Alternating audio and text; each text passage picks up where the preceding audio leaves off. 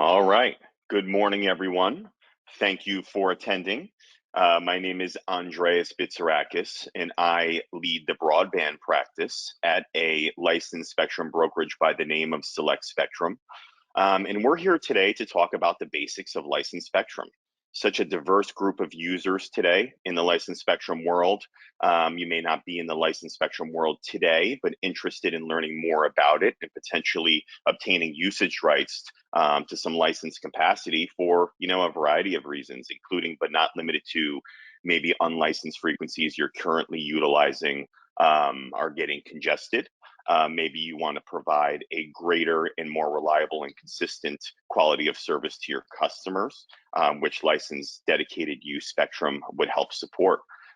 So with that, let's jump into it. Again, really appreciate everyone attending today. We will hold a Q&A at the end of the presentation. If a question pops up during the presentation as it relates to a particular slide, feel free to ask it, and I'll be sure to get to it at the end of the presentation.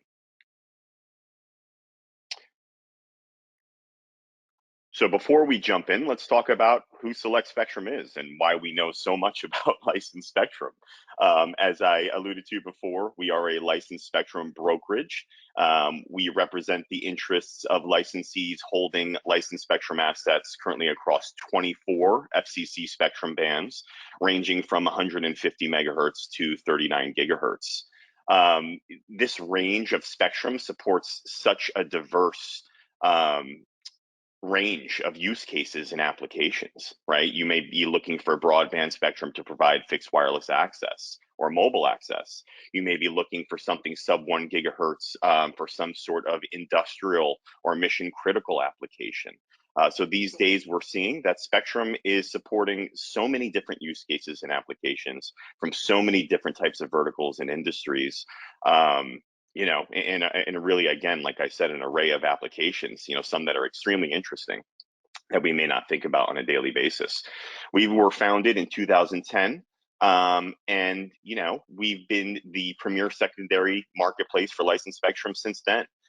Combined management experience of over 50 years. And we've had success to the degree of transaction values eclipsing $500 million.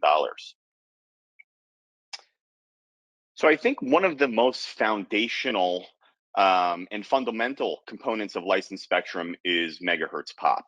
And we speak to various buyers and lessees that are interested in licensed spectrum on a daily basis that may be new to the license side of things. And the big thing usually is the question we get asked most is, what is a Megahertz Pop? How do you get there? Why does it matter? Well, getting to your Megahertz Pops is actually quite simple, as it's a function of multiplying the capacity of the license by the population that it encompasses. So the capacity of a license will vary dependent of what band of spectrum that you're looking at. So for example, the Citizens Broadband Radio Service, the priority access licenses, also referred to as PALs, include 10 megahertz of capacity. So you can see this example on the bottom right screen. You're trying to determine what the megahertz pops are for this basic example here. You're going to take that 10 megahertz capacity, you're going to multiply that by the population it encompasses. In this case, it's 500,000 people. And you're going to get your 5 million megahertz pops as a result of that function multiplying those two numbers. Why is this important? Well, it's the unit of measurement that is used when transacting spectrum. So what gallons are to water, what cords are to wood, so on and so forth. So when looking at lease deals, sale deals, don't be surprised if somebody gives you a unit rate in megahertz pop, and we'll talk a bit more about how to understand that and interpret that unit rate.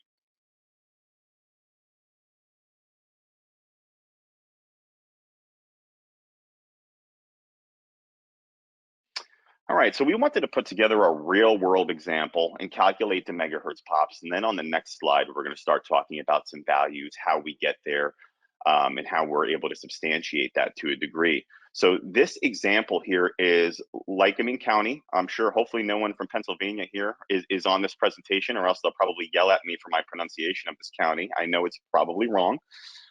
This example license is, as I mentioned before, a CBRS priority access license, a PAL encompassing the entirety of the county. 2020 census population was just over 114,000. The county it's a full county license. As some of you may know, every single license, dependent on the band, doesn't conform as clean as this one does to the county boundaries. One good example of some unique geographic service areas or GSAs is band 41, the 2.5 gigahertz band.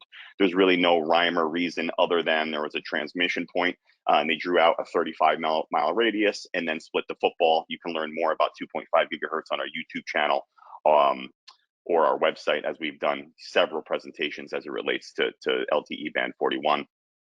Back to Lake Erie County and PALS, this license includes 10 megahertz of capacity. So again, per the last slide, how do we get to that megahertz pops? We're going to multiply 10 by 114,188 to get to that number that's just over 1.1 million. Now, in the event that there is more than one PAL, just to change this example a little bit, say there were two PALs in this county that you're interested in, it's as simple as just changing this 1 to a 2, so 20 multiplied by 114,188 to get to basically a number that's double this in the event that it was 20.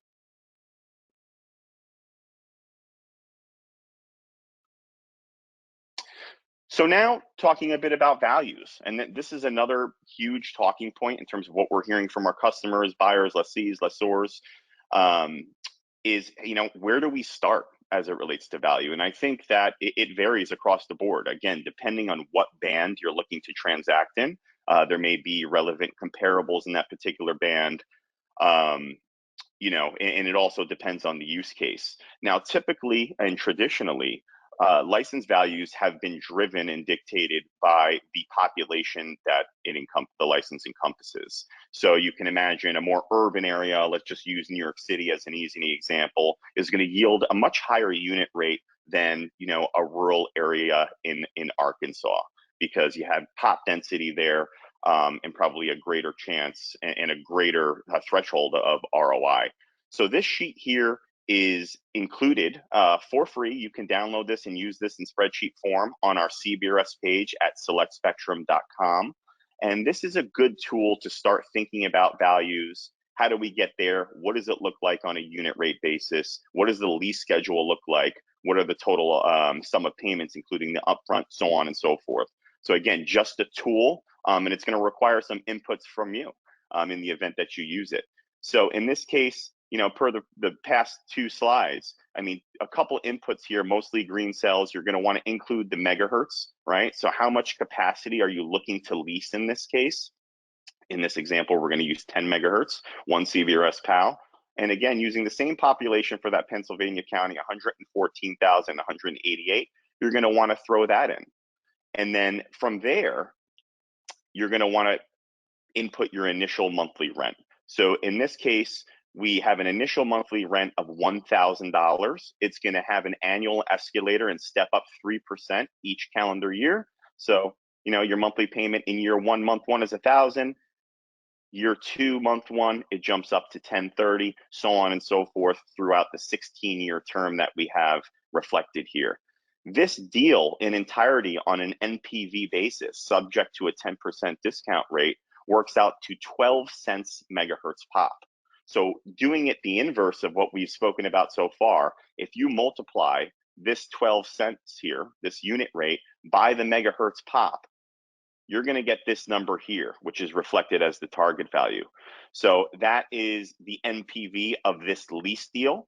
In the event that you're looking to buy or sell, then this could be your target price, your purchase price here.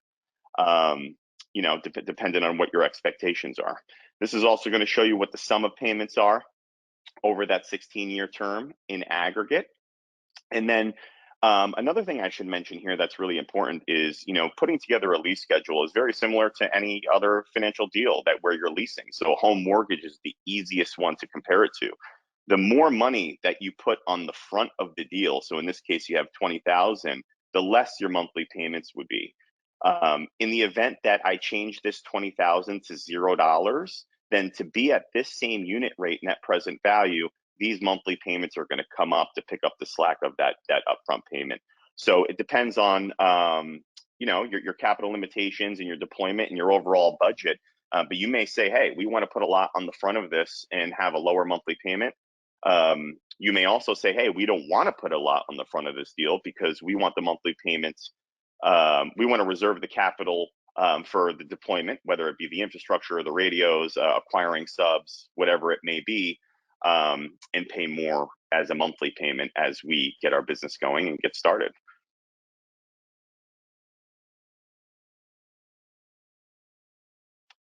So now I want to talk about, again, another foundational and fundamental component of licensed spectrum, a few different spectrum leasing arrangements. You have pretty much two different arrangements, not including a short-term lease that are, no longer than a year, to pick from. I mean, and really what it boils down to is the level of control that the licensee wants to retain. So in the event it is a spectrum manager lease, the licensee that has retains the title rights, both de jure and de facto control of the spectrum lease to the lessee. So they continue to retain the obligations, whether it be substantial service to the FCC, and that's their obligation and that's their responsibility. Looking at a de facto transfer, it's a little bit different. The licensee still retains the title rights because they are the property owner or the house owner. Let's think about it, going back to a home mortgage. But they're leasing it to someone that basically controls the interior of the house and also possesses the contractual obligations to the FCC. So the licensee is passing that off to their lessee and has a little less control overall as it compares to the spectrum manager lease. An assignment of authorization is effectively just the vernacular that the FCC uses for a sale of the license in entirety. So you're selling your title rights. Once the closing of the sale occurs, then you have no obligations as it relates to that license. You pass them all off to the buyer. In all cases, one other thing that I'll mention is both a spectrum manager and a de facto transfer both require FCC Form 608, and an assignment of authorization, you'd be looking at a Form 603.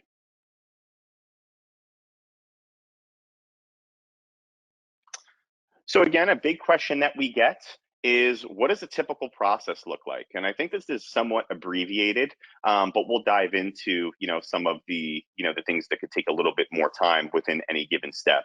So proceeding step number one, obviously, you're going to want to negotiate the economics of the agreement, as well as the commercial and contractual terms.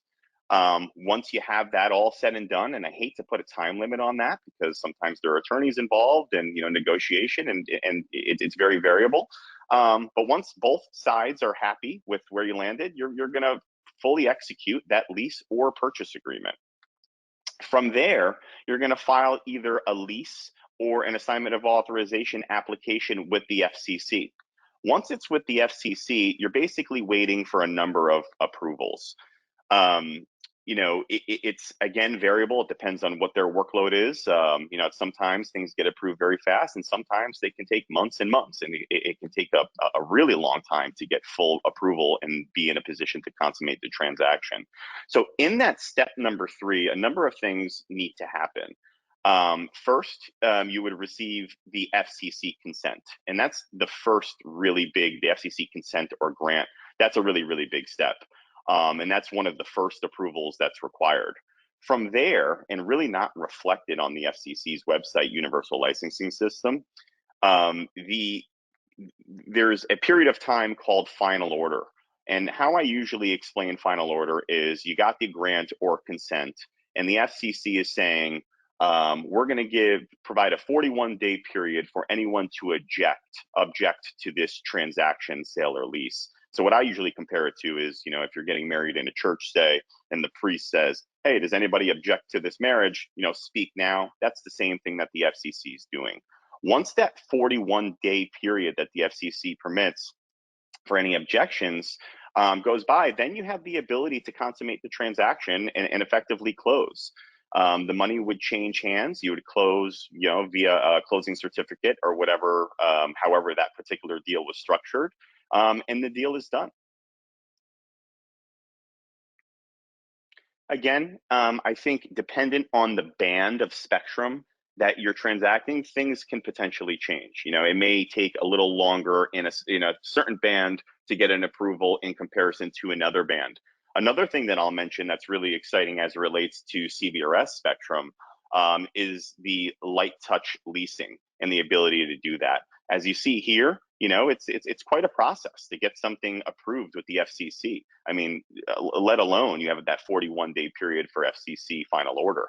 With light touch leasing, it provides operators the ability to increase their capacity in a given deployment on an opportunistic basis and effectively do it within a matter of minutes, and bypass essentially this whole process that we're talking about here to a degree. Here's my contact information. If you have any questions or you'd like to discuss anything in specific, feel free to reach out by phone or email. I want to thank everyone that has attended this webinar for attending. And again, I hope you found it informative.